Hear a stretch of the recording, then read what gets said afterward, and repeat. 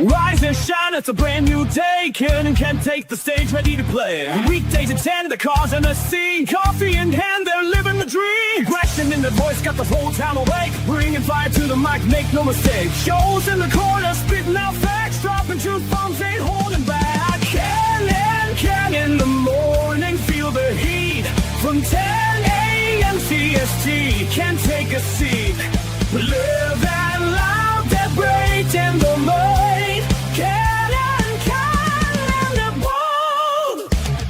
Light up your speakers, crank up the sound. They're talking about life upside down. Opinions exploding like a sonic blast. In the studio, they're built to last. With passion and grit, they engage and ignite. Every single week, their foes can't fight. From sports to politics, This is a Huddle Sports Network broadcast. You can find us on Roku TV, Amazon Fire TV, Facebook, and of course YouTube. Get all your NFL news here first. Good morning. Welcome to another edition of Ken and Ken in the Morning, a Friday edition. And there's me. I'm Ken. We don't have a Ken. We have a Fred. Good morning, Fred. Good morning. Just a little cold up in your neck of the woods, huh? Very cold. Oh my God, my wife's playing with the grandbaby. It's like they're outside in the playground, but no, they're inside. So if you hear yelling, that's what it is.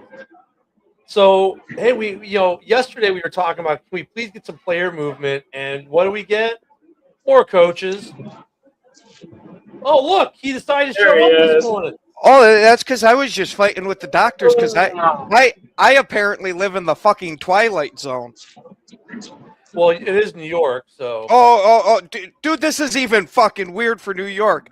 I got a message on their patient portal bullshit about going in for autoimmune testing because they think I might have something going on with that. Well, they go to schedule it. They can't find the message anywhere. Like it doesn't exist. I go onto my account and it's right there and there's no record of that message on their end whatsoever. And then, well, you can just wait till you're regularly scheduled. No, I got this message that says, let's get this shit finally figured out. Let's get this shit finally figured out.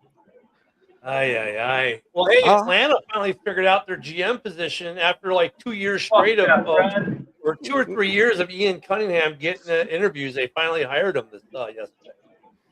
But they also figured out a way to screw the Bears.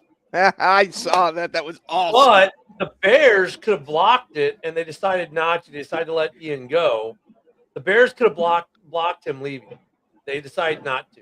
How? When he was an assistant GM for you guys and getting promoted to GM here? Because of the same reason why they don't have to give him compensation. Because Matt Ryan's pretty much the figurehead. Yep. Okay. It works both ways. So, but hey, congratulations to Ian Cunningham. I'm happy to see him get a job. We're not going to be that petty that we're not going to let some guy get a promotion over compensation pick. So good on him getting a job. Actually, the compensation picks really for where the team is right now too. I'm sure they, if this was like 2 years ago, they don't let that happen, right?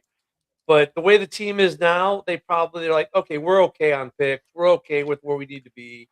So they let the third round compensation picks walk out. Don't worry about it. I get it. And you know what? Ryan Poles has a history of taking care of people. Right? Look at the Justin Fields trade. I mean, they could have gotten more for Justin, but they took less to send Justin where he wanted to go. So look how that worked out for both of them.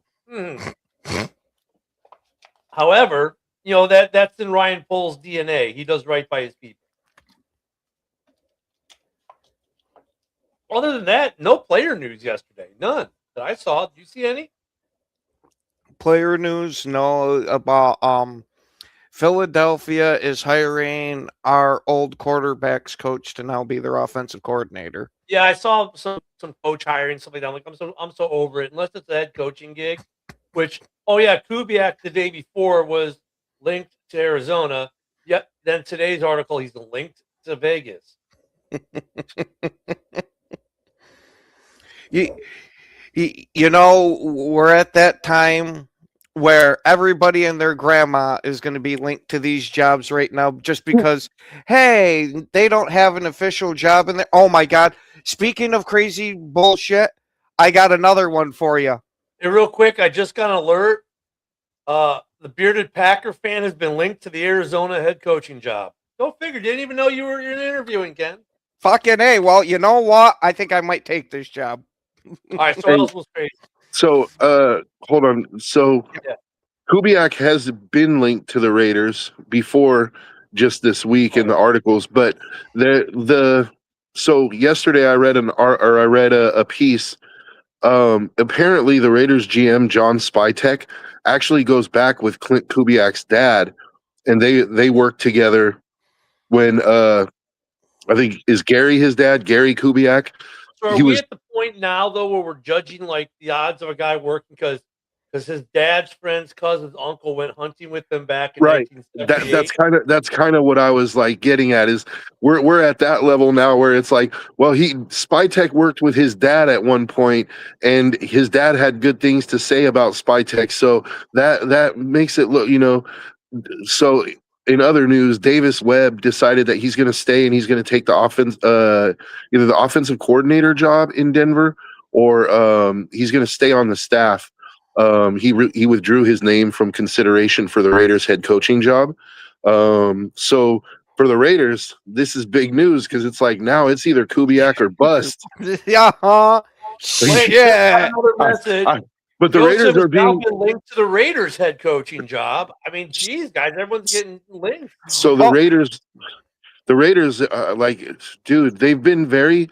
One thing that I will say that is different than every other year with the coaching cycle so far with the Raiders is that I think they've managed to do a good job of getting rid of the people in the building who leak information all the time.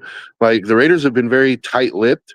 Like you haven't heard a whole lot coming out of their organization. Right. So I really hope they have a fucking plan and I hope that plan is like Kubiak already said yes, and we're just waiting for the Super Bowl to be over because other than that, we're fucked.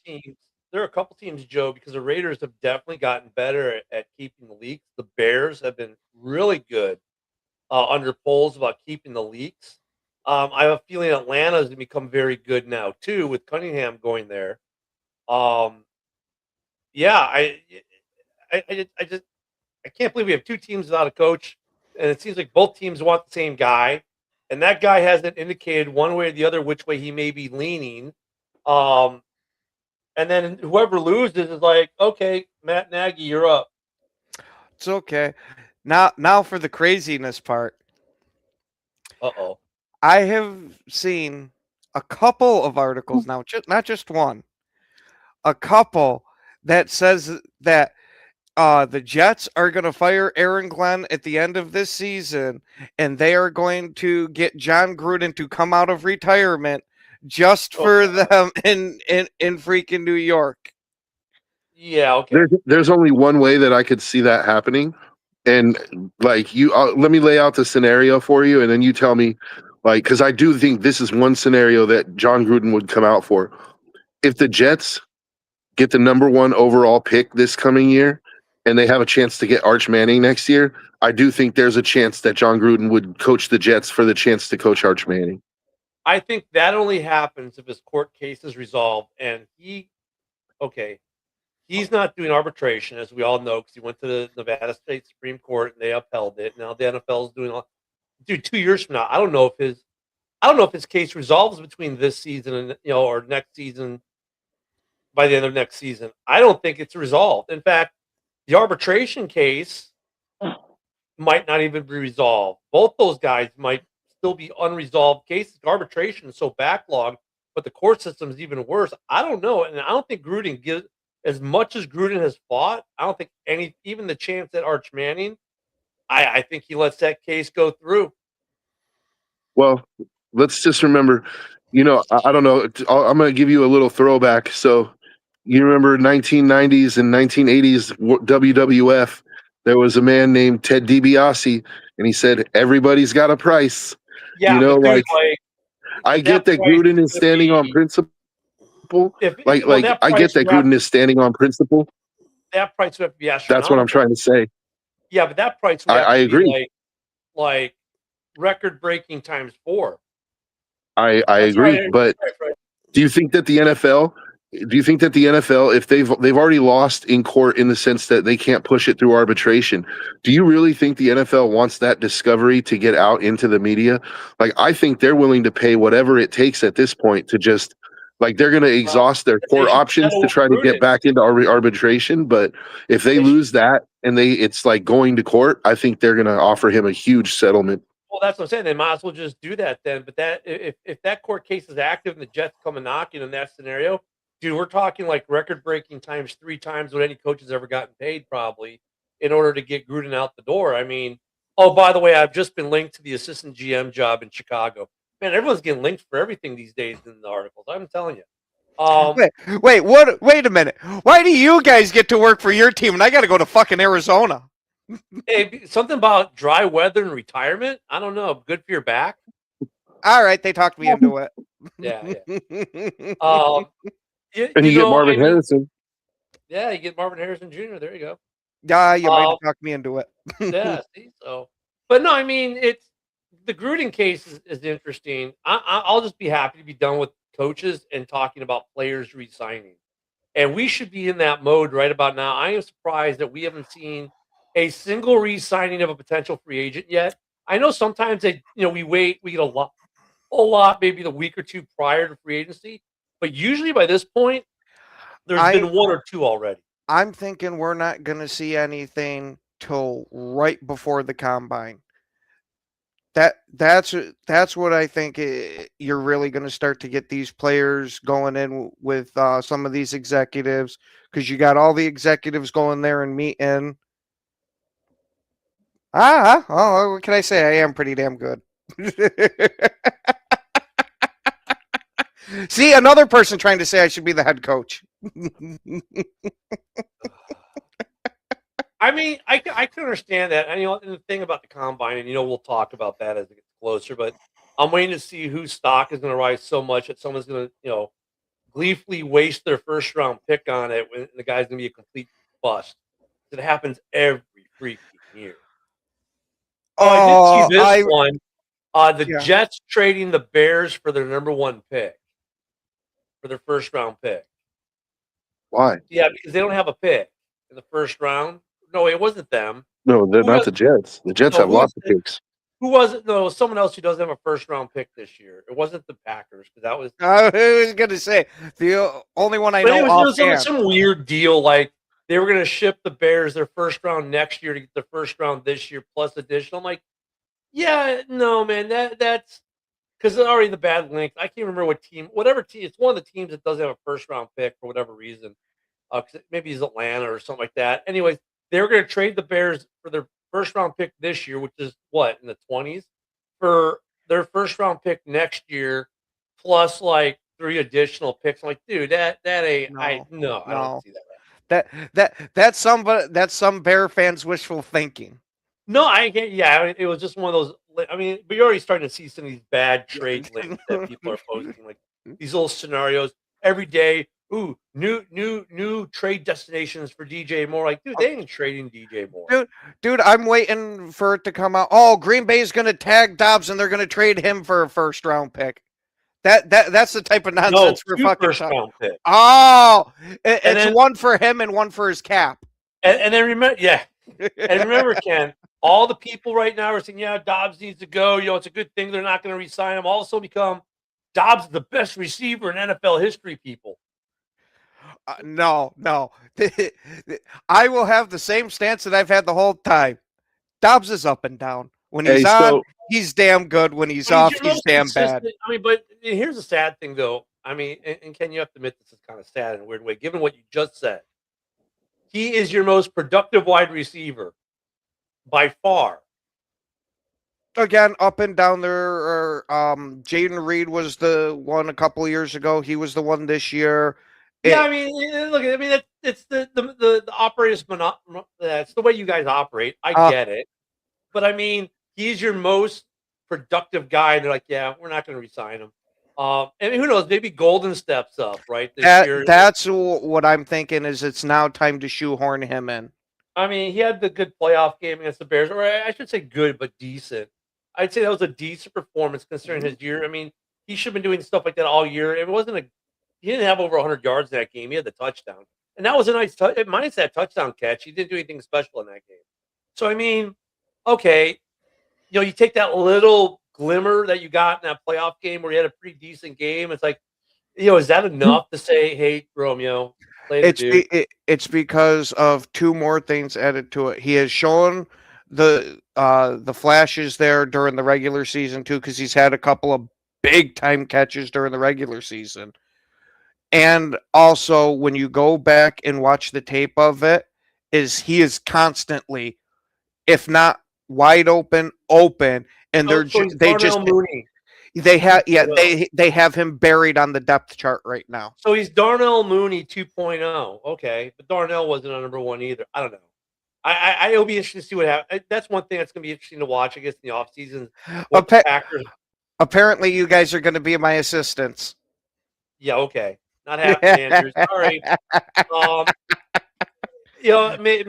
Maybe I don't know. I mean, look, the Packers wide receiving situation is actually going to be interesting to watch because that should have been their biggest need. But if I'm the Packers, I'm taking a receiver with I know you don't have a first round pick, but with my second round pick, I'm taking another receiver, especially if you're getting rid of Dobbs. I'm not taking. Yeah, I'm not taking a receiver at all because now is more the time of we have already invested 2 second round draft picks and a first in this receiving core. It's time to see if they're going to sink or swim. And then, like Ken said, we need a left tackle and most likely a center also. If we do add a receiver, I'd much rather add a veteran and not some bottom freaking tier guy's already out of the league veteran. So somebody that at least it can be around for a year or two. So wait, let me ask you this: George Pickens? Is this a make or break season for coach and quarterback in Green Bay coming up? For quarterback, no, absolutely not. For coach, maybe. I don't think so with them just giving him the extension on top of it. But if we have another year like this past season that just happened for this one coming up, it's a good chance. I mean, let's say the Bears repeat as division champs, just for sake of argument. That'll just be another year where as a combo they haven't won a division. And in Green Bay, dude, that's almost worse than the drought that the Steelers had for winning playoff games. When you haven't won the division in 4 or 5 or 6 years, like I don't know and I'll give you that because most Packer fans were not even looking at really winning the division. That's just a check on the way to what we're doing, and you're not even completing that check. That's where there's an issue. And for Ivan, I would much for Green Bay's situation specifically, I would much rather have a guy that we already know what he's going to bring to the table with it than having to have another young kid that we got to get up to speed, and it's going to take another year before he even really sees the field. Yeah, I mean, teams play that question for every position group almost every year, right? Like, okay, do I keep the vet that cost me $20 million or do I draft the kid? The problem with the kid is the draft is like playing roulette. You know what I'm saying? You got at best a 50% chance that the guy hits, no matter when you draft them. And if it's in the later rounds, your chances go down even more. First round hit rates are right around 50%, and they go down. I mean, some positions have a little higher of a hit rate, but I mean, at wide receiver, I mean, look at dude. I mean, if you look at the guys when they like last year's draft class, the best wide receiver that got drafted in last year's draft class was probably in the second round. No, it's Tet McMillan by a mile. Luther Burden III was the most efficient receiver in the league, but McMillan had a good year too. I'll guarantee that. Yeah, I was going to say he had an outstanding year for a rookie. But I mean, you know what I'm saying? Though, like, or better yet, go to the year that Rome was drafted. Like Rome wasn't great that year. He was solid. Marvin Harrison Jr. Okay, Neighbors okay. The best wide receivers weren't even. Neighbors was not okay. He was phenomenal. Neighbors was the best of the three, but Neighbors wasn't even the best rookie that year. It was guys that got drafted after them. Is the point, right? That's the whole point here. Neighbors was the best of the top three, right? And look at the most disappointing was Marvin Harrison III that year. right? Neighbors was better than solid, and Rome was solid, but they weren't even the best receiver in that class that year. It was two guys that got drafted after them. Wide Who? receiver, like any Who? position group, when you take a guy in the draft, man, like I mean, I get it. Like I get what I've been saying. Well, the rookie's gonna be cheaper, but Ken's right though too, because you get a vet who's been around, you know what you're gonna get, and maybe that's exactly what you're looking for versus the unknown. Like I know I want a guy who's consistent in the middle, who'll go dig the ball out in the middle, or whatever the case may be. You may want that plus the leadership aspect of it. Whereas drafting the rookie, and you can do both. You can still draft a kid in the draft, and get a rookie. And then, like, if you look at the hit rate on undrafted free agents the last couple years, you might just take your shot at getting a good undrafted free agent rookie too. And the receiver that you were talking about, Ken, that was drafted later was Brian Thomas of the Jaguars. Yeah, But I don't think. I think Well, I mean, he had a good season, but to me, Neighbors was the cream of the crop that well, year. Neighbors was until he got hurt. I agree, Joe, but I'm just saying is taking the risk doesn't always pan out. No, yeah, I'm with you on that.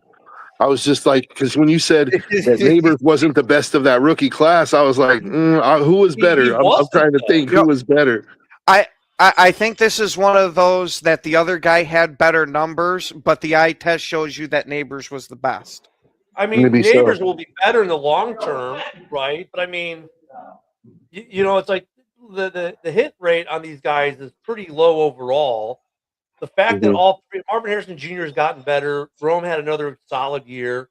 Rome's going to be a solid, all three will be solid, good wide receivers in this league.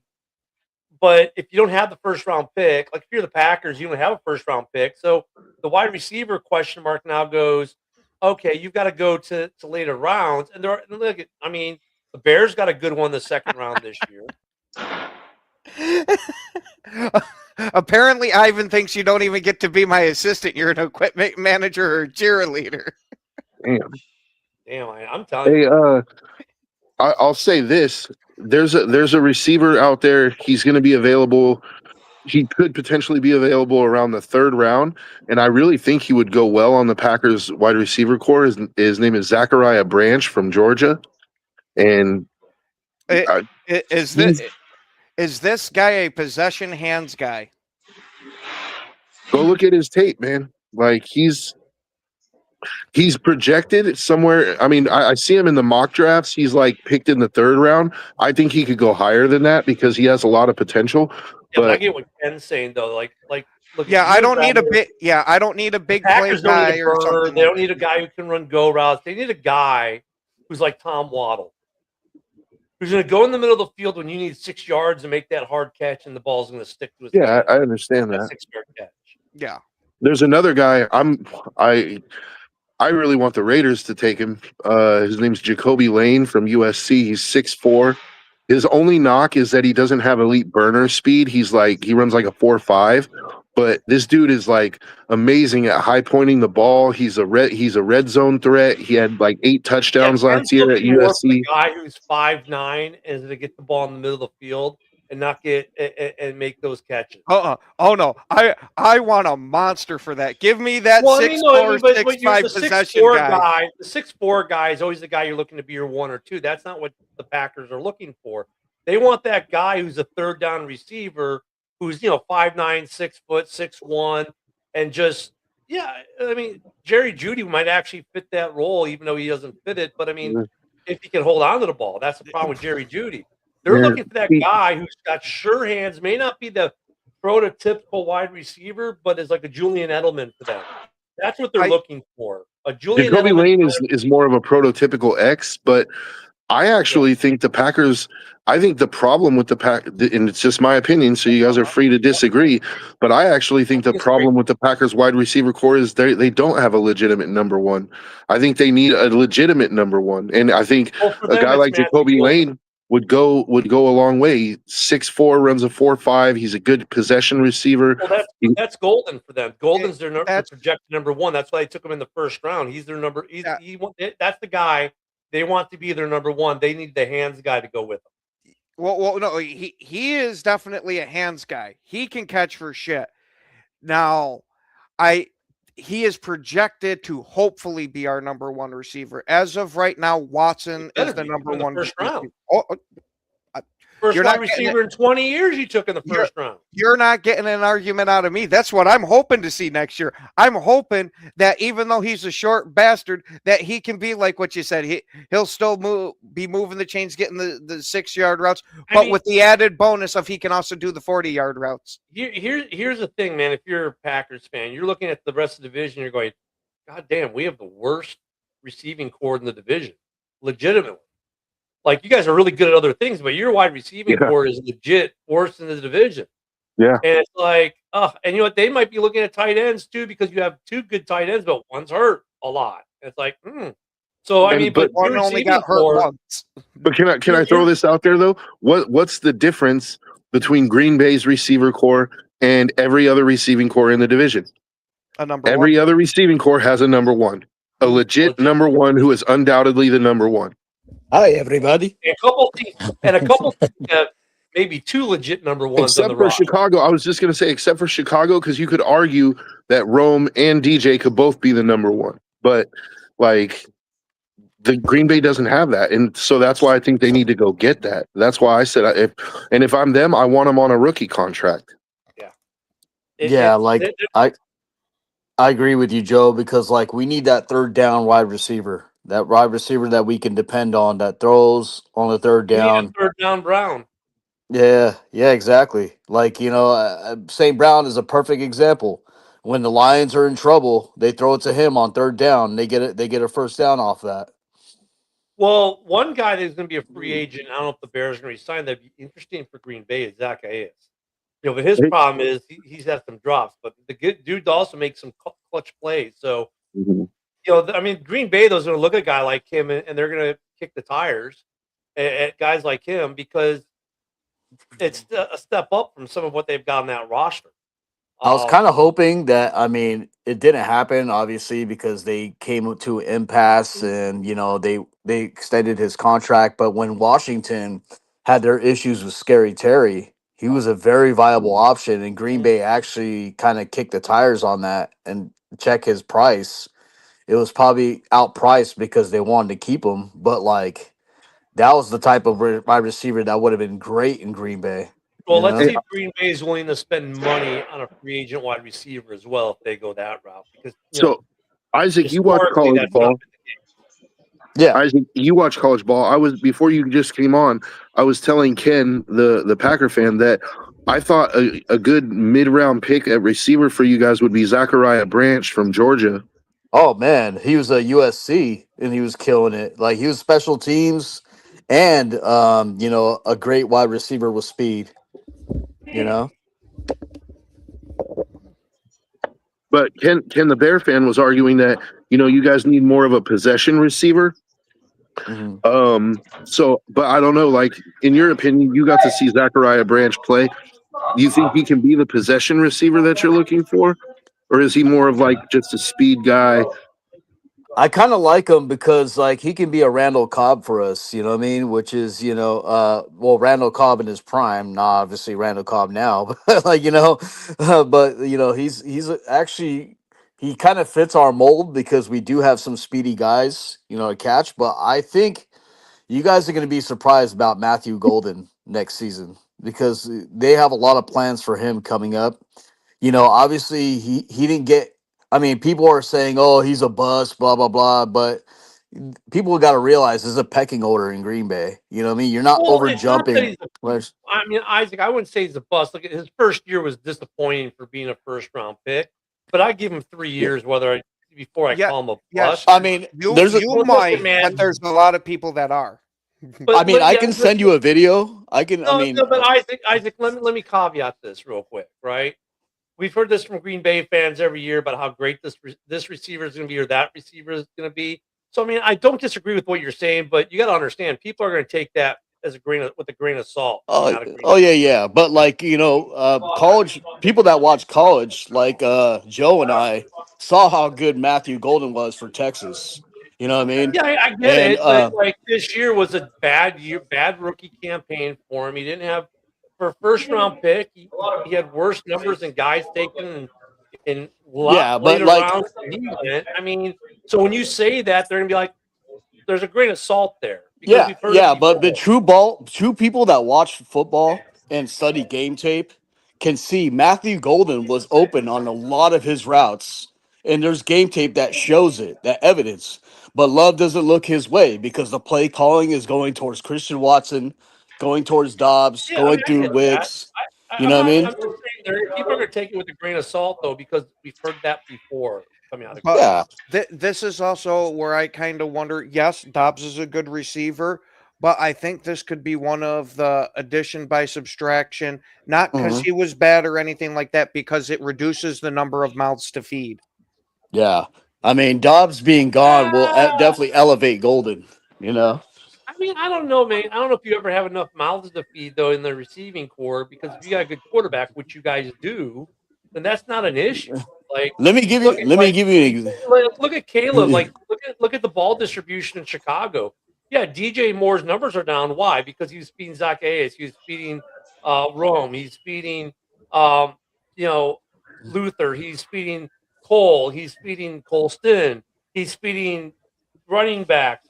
I mean, that's not the production numbers are irrelevant in certain terms, right? But they're relevant in other terms. But the problem with Matthew Golden is he didn't find a way to get himself moved up in the pecking order to be seen as a viable option for Jordan Love. And like, I get it, Isaac. He was open a lot on a lot of routes, but Jordan still wouldn't throw the ball to him. And Jordan knew he was open.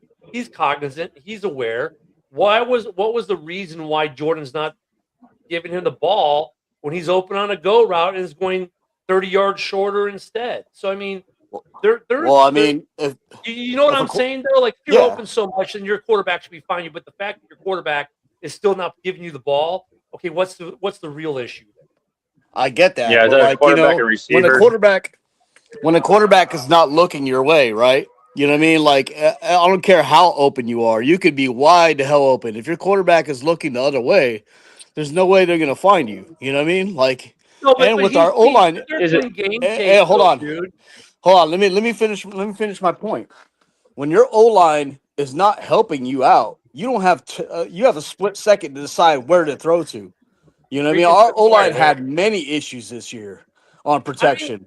I get We that, lost Isaac. we lost two of our best linemen for most of the year, Zach Tom and Dude, Elton you're preaching to Jenkins. the choir on O line. Hello, Bears fan here.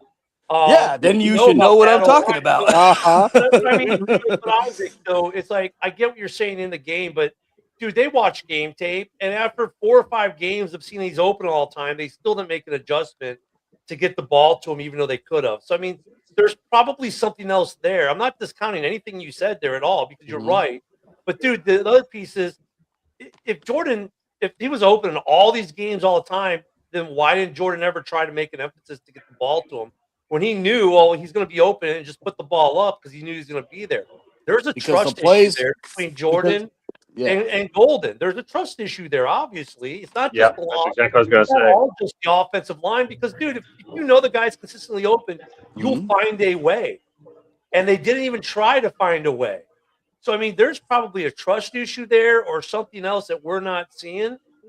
And that's why Matthew Golden, now look at the play in the playoff game with that touchdown, might go away a long ways to resolving that issue. Oh yeah. But there was a different issue there. Fred, you had something you wanted to say. Go ahead, man. That's exactly what it was. Like, is there a trust issue there? I mean, obviously we don't see practice, so is that what it is? So when Love gives Golden the opportunity, does he just miss the opportunities during practice? When the pocket collapses, he's obviously going to go to his go-to guy, just like Yeah. Goff does with St. Brown all the time. That's why St. Brown gets the numbers. St. Brown's the go-to guy. When the pocket collapses, that's what he's going to just go to. That's just what he does. That's what they do. So is that the issue here? Is it actually a trust issue, or is it? I just, think it's a scheming issue too. Like, you know, when you scheme guys open, you know what I mean? You're throwing to that guy. Mhm. That yeah, that and I get what you're saying with the trust issue, but I wonder if it's kind of the inverse, that he had so much trust in like Dobbs or Watson that's where he was looking So- versus looking to this guy. I was going to Yeah, say right. the same I thing can agree about with that. Dobbs. Like, Dobbs seemed to be like the safety cushion, and I was about to say the same thing, but even though the fact that he took very few shots at it and he knew he had it, that's what I'm saying though. When we're making the statement that he's gonna have a big season next year, like I said, people are gonna take it with a grain of salt because he had a very not so good rookie campaign compared to a lot of wide receivers, and he was open a lot, and they still didn't try to deliver him the ball. So that's why people are going to take it with a grain of salt. Looking for Green Bay, if Golden needs to pan out because he's the first wide receiver they took in 2 decades in the first round. He needs to pan out for them. It's going to be interesting for him in this. This is a tough division, but we'll see how that plays out. But then it's going to be interesting to see what they do to replace Dobbs, and is it just going to become another safety cushion for Love where Golden once again doesn't get the ball given to him? Well, there's got to be something that can get fixed there in Green Bay with the receiver core. I also I just wanted to say I think there's something else that could be part of the factor with Golden not getting the looks, and that's the fact that he's a rookie and there's a pecking order, and Green Bay. If you look at Green Bay, I can't, and I'm not a Green Bay fan, so I don't watch every one of their games, but I'll say I can't remember the last time that a rookie receiver came in and automatically got the bulk of the throws, or even a line, that's just not the way Green Bay operates. It's you got to be there for a year or two before they really start giving you as many opportunities as some of their more established guys, or even close to as many opportunities, at least from what I've observed. I'll agree that with Golden, there's a lot of potential. Let's see what Green Bay does next year in terms of Golden. But all I'm saying is you can understand why people are going to take that comment with a grain of salt. Let me answer this question because, dude, the last one we hired that was a quarterback coach, we fired real quick. So, this was Tom Clements' understudy, so I don't know how much you can really base it off of, because you had Tom Clements, who every Packers fan will tell you that he was a freaking quarterback whisperer as the quarterback's coach. Yeah. But I don't know too much about Sean Mannion. He hasn't been the leader long enough for me to decisively say either way. When it comes to quarterback coaches, if you're hiring out of Green Bay to be OCs right now, once again, you got to take a kind of a grain of salt approach. Because why? Well, by the time most of these guys got there, if they were there during Aaron Rodgers had been there so much, quarterback coach, probably could have been coached by Aaron Rodgers, right? And when you look at Jordan Love's development, it really isn't the quarterback coaches that did it. He learned from Aaron Rodgers for 3 years. So, once again, with any quarterback coach coming out of Green Bay, you got to kind of take a little bit of a grain of salt, unless there was something that massively changed in Jordan Love's footwork, playing, or anything like that could be directly attributed to that coach specifically. Most of the OJT that he got was from Aaron Rodgers. So that's the hard part with judging quarterback coaches coming out of Green Bay recently. Just like, when guys were quarterback coaches for Brady, it's like, dude, it was Brady. Well, I was a coach for his last 4 years in New England. Great. By that time, he was already stud. He didn't need you as a coach. He probably coached you. You probably learned more from him than he did from you. You know what I mean? So, but Philly fans are going to look at it's their new hire. Of course, they're going to be enthusiastic about it. But I would tell you take it with a grain of salt, because how much coaching did that guy really do? I would wager that most of Jordan Love's development as a professional came via Aaron Rodgers more than anyone else. I would agree with that. But let me add something to that Matthew Golden take as well. Is Jacobs last year, he made a comment that, we need a true wide receiver one. And then, right after he made that comment, he received 3 tweets replying back to his original tweet. And those 3 tweets were not Watson, was Dobbs, and it was Wicks. And they all said, what are you talking about? You know what I mean? We're kind of number one wide receivers, so they basically kind of isn't. No, you're not.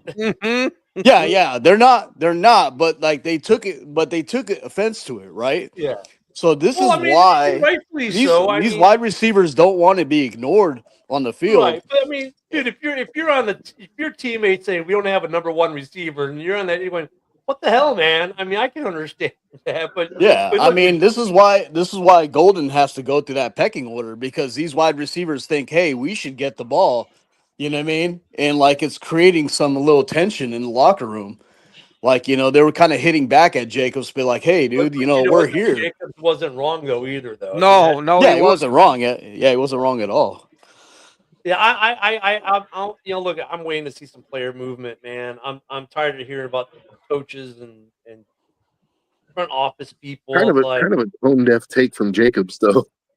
Yeah, like I he mean, kind of you're like telling the he put truth. him down. You're telling the truth, but it's like, dude, that's not going to win you many friends in the locker room, bud. Like, No, I don't think Josh Jacob cares though, because he knows he's yeah, not he's like secure. He he knows he's a pissed. baller. yeah, he's not uncuttable, but he's uncuttable at the same time. Like he's Yeah. secure. He's like whatever. I can No, say he's whatever. also calling his teammates out. Fucking somebody step up. Somebody step up. That's Yeah. the way it needs to get Yeah, be. I mean, Joe's right. Like he pissed off all three of them, but like, hey, but sometimes it's motivation, Mhm.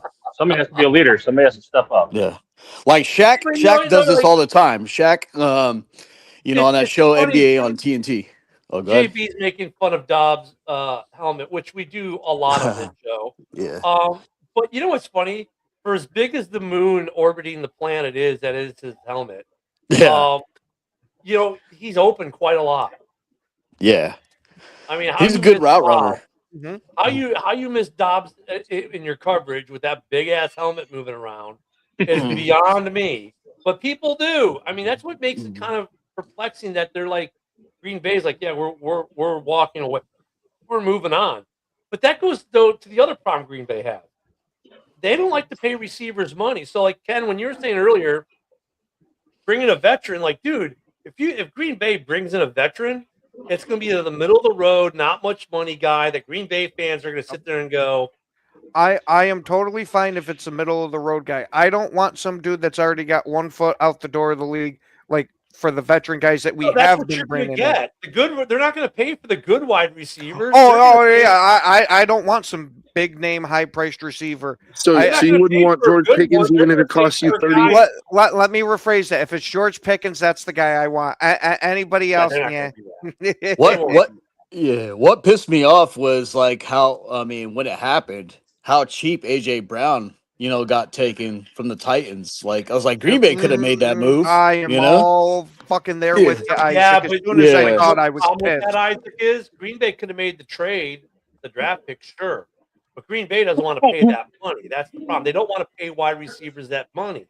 I mean, that's the one position group that Green Bay, dude, they let Devontae walk because they don't want to pay him. Well, we No, also They, No, gave they no, actually Devontae a offered him contract. more wrong. money.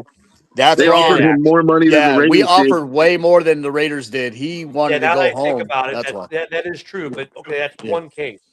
Most other hey, guys, they let walk. Again, Yeah. that's Green Bay's thing, dude. I mean, Yeah, well, Yeah, that you and gotta Green be Bay's an not just absolute. Green Bay's not just that way with receivers either. They're sort of like how New England was during the New England dynasty. They would draft guys, and as soon as they got to their second contract, they would just trade them, and they would just Yeah. draft another guy and plug and play. Like Green Bay has been that way with a lot of their people, not as quite as much as New England, but like you remember when New England was letting guys like Stephon Gilmore walk out the door, like but one thing I kind of wanted to question is like with Romeo Dobbs, he used to be such a sure-handed receiver, and then all of a sudden in the last season or so, or maybe 2 seasons, like he's developed the drops.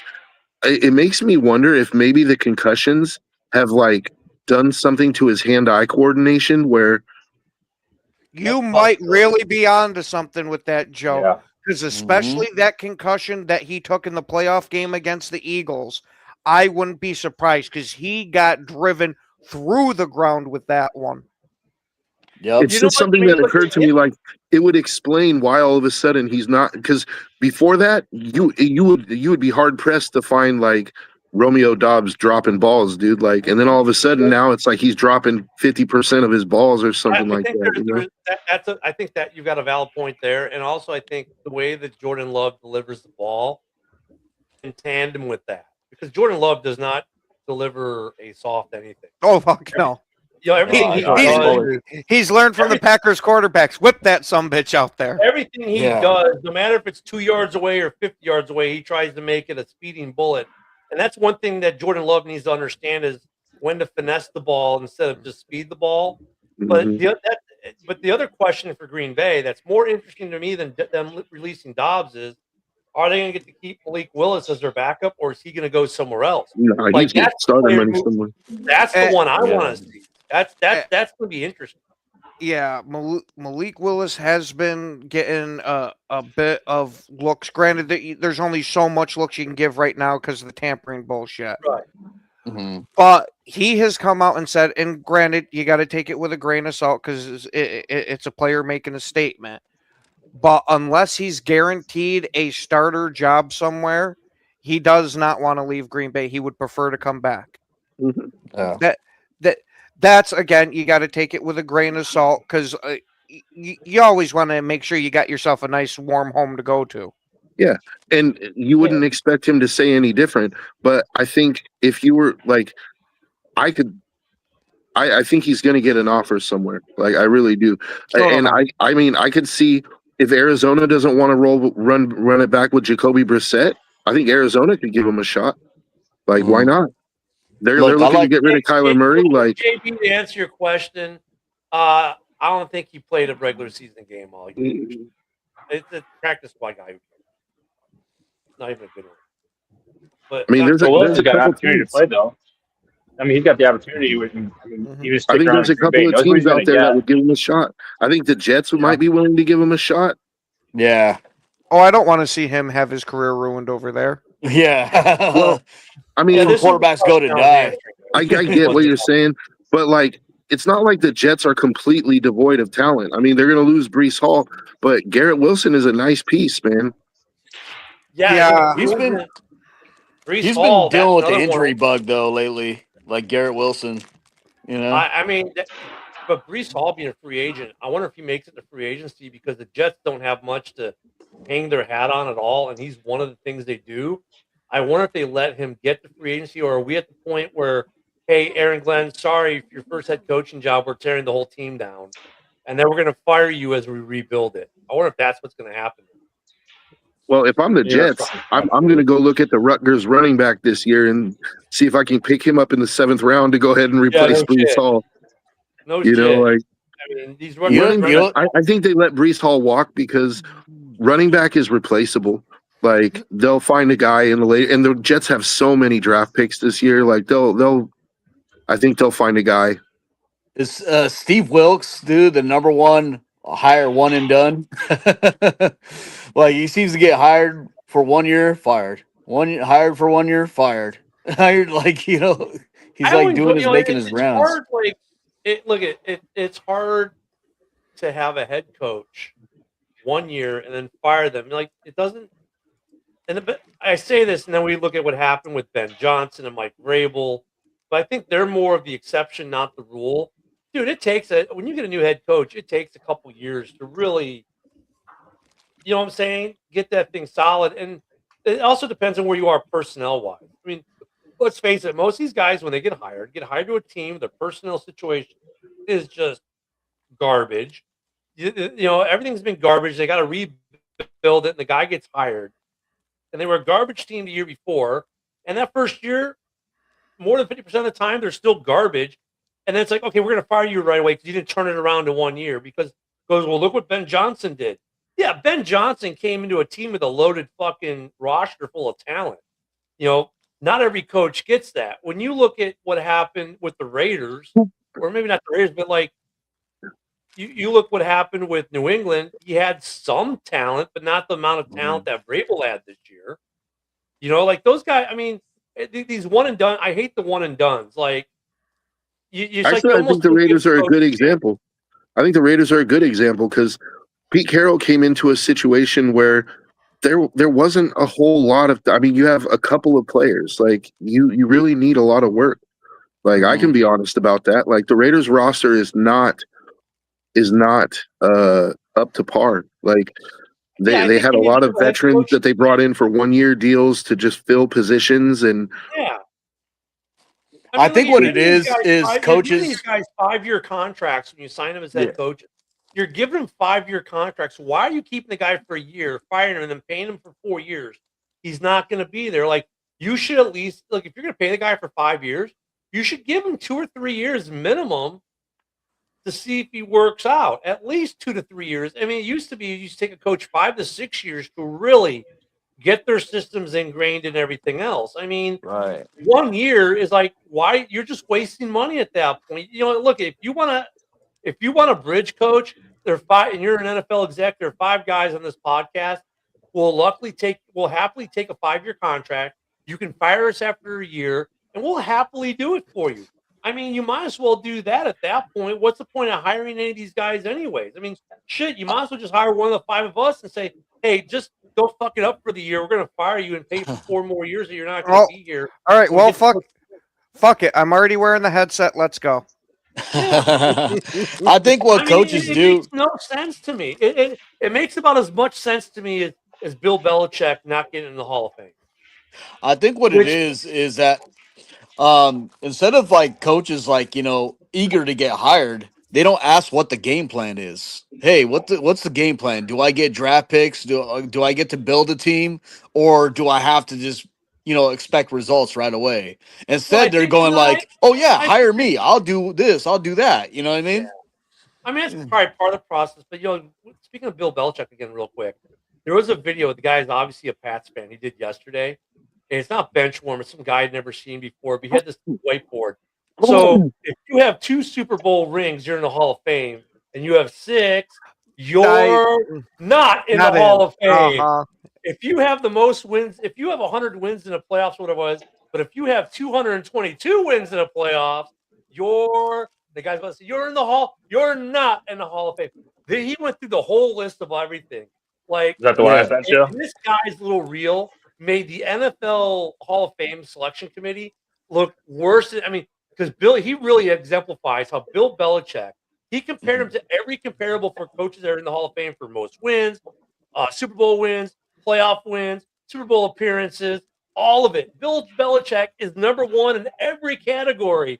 And all these other guys in the Hall, and Belichick, who has the best record of everything in the NFL pretty much, isn't. I mean, they torched the Hall of Fame.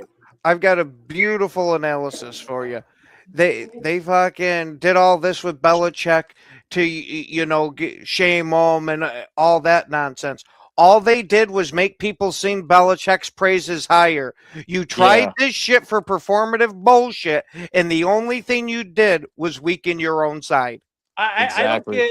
Are the sports writers trying to be politicians now and virtue signal the Bill Belichick Hall of Fame enshrinement? I think.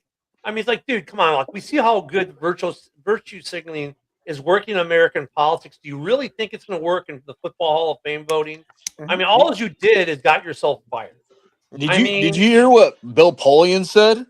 Bill Polian, they asked him, because he's one of the voters. They asked him, how did he vote? He said, I don't remember how I voted for Bill Belichick. Like, how can you not remember? No, hold on. Bill Polian is the whole reason he's not in there. He's the one that led the campaign to make sure he didn't fucking get in, because he was all butthurt that Bill Belichick kicked his ass for over a decade. Yeah, like but no, they asked him straight point blank, like, how did you vote for Belichick? And he said, I don't remember how I voted. Like what?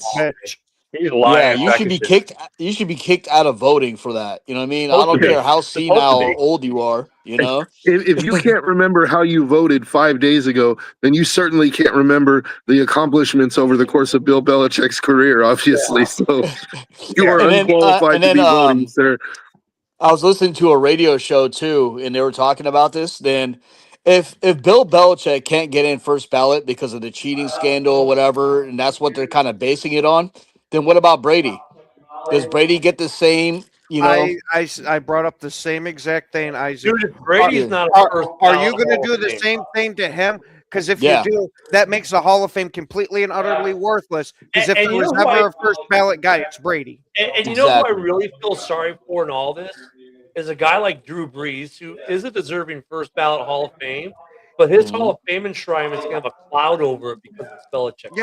Yeah, because now Yeah. you'll be able to say to each and every one on that Hall of Fame, you only got there because they didn't vote in Bill Belichick. Well, no, I mean, Yep. that's not going to be the reason because Drew Brees Bel- getting in has no bearing on Belichick, but the whole class is going to have this dark cloud of Belichick wasn't a first ballot when he should have in the Well, scandal. You got to And remember, they can say there's only- Bountygate for Breeze. Yeah, They can say- there's only so many slots. So somebody No, in one but of those slots. Belichick doesn't count against the same slots that Drew Brees does. Oh, he He's in a doesn't. different slotting, yeah. So, mean, I thought So- all so current since- era counted. no, I Since- mean, since it's they not- use- it wasn't gonna, no, the player slots 5 players, and then you get 3 between coaches, execs, and the veterans group. So Okay. one of the, I mean, but still, it's going to put a dark cloud over the whole draft class because when they talk yeah. about this draft class, they're not going to talk about Breeze. They're not going to talk about Witten if he gets in, or these other guys. The only thing that people are going to talk about is how Belichick did it. But how about Yeah. the Sean Payton and Drew Brees and the contracts that they were having on people? How does that affect later on? Wait, Since what was that now? say again? He's talking How about about the Drew- Bountygate. Yeah, the Bountygate. Bountygate. Yeah, see, since they use Yeah, Spygate see? to not What let was Belichick in, they can use Bountygate on Breeze. You know, Well, then we might as well have Rapegate for Roethlisberger too. right? I mean, it's just exactly. And there'll never be Exactly. another dolphin in because we know they live in a rape cave, so there'll never be a dolphin. I mean, the Hall of Fame just did nothing but bring discredit upon itself and the NFL Hall of Fame this year.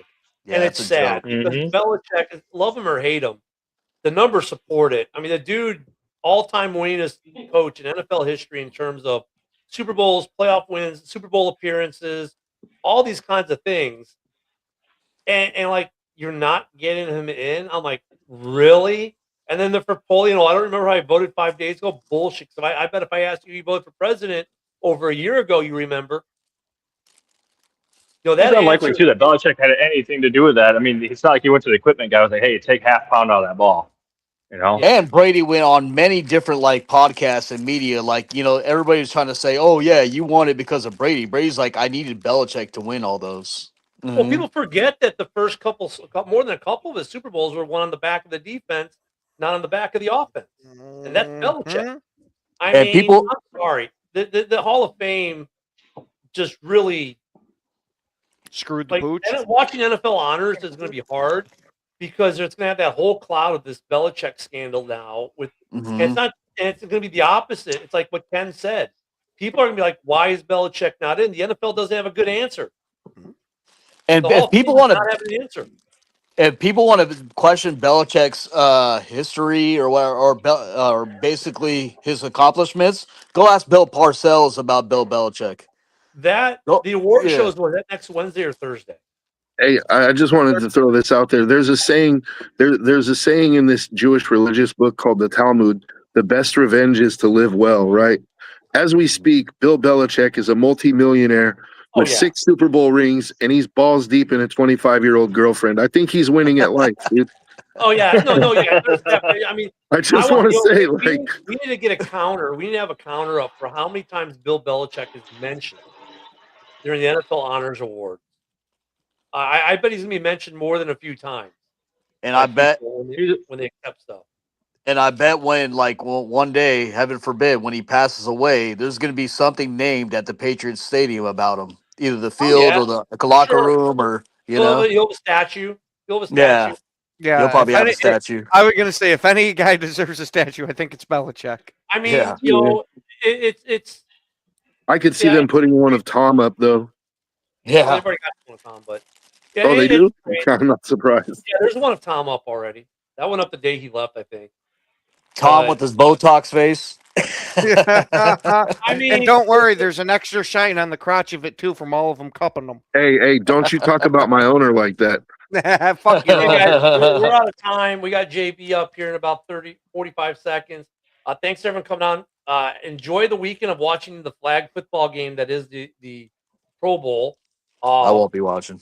Yeah, I won't be watching either. But hey, maybe Shiduki will have a good game. Now make Browns fans think he's a starter. Yeah, we even get into that. But yeah, everyone have a great weekend. We'll see you back here Monday on another edition of Ken and Ken. Thanks, everyone. Have a great day. Yeah, go. Have a great weekend. You made it. The weekend.